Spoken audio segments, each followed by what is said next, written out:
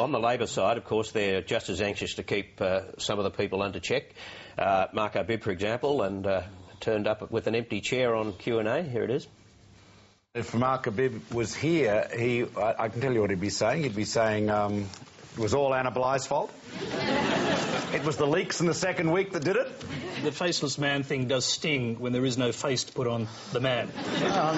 It always stings. Perhaps an empty chair is better than empty words if he wasn't going to be able to speak his mind. Well, I think it would have been handy if he was here, because we are dealing with a very difficult situation in terms of the formation of the Parliament, and I think he could have made a contribution to that debate.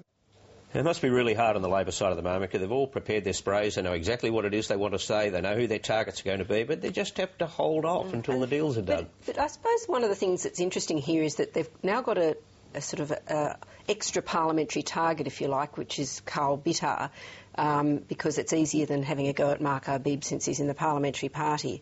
So I think, yes, they are all restraining themselves, though I noticed Bill Shorten, who is also one of the people who was in on the coup plotting, was also dumping on the campaign strategy.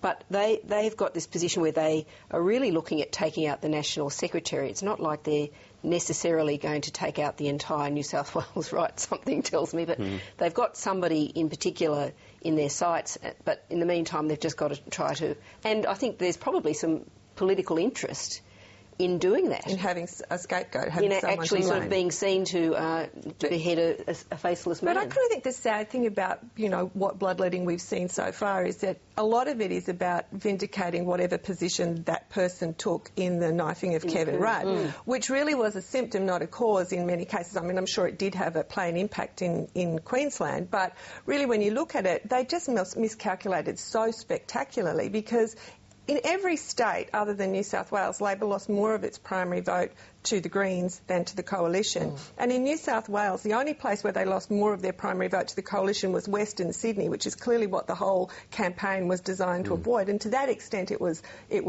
successful. They did minimise their losses there, but they completely underestimated how completely underwhelmed the rest of Australia would be with a campaign designed to do that. And it's that kind of broader focus group tested, shallow campaigning that they need to have a look at, not who was right about knifing Kevin. But it's also that fact that they do it after every election. They have this massive soul-searching, but they always they tend to pinpoint individuals.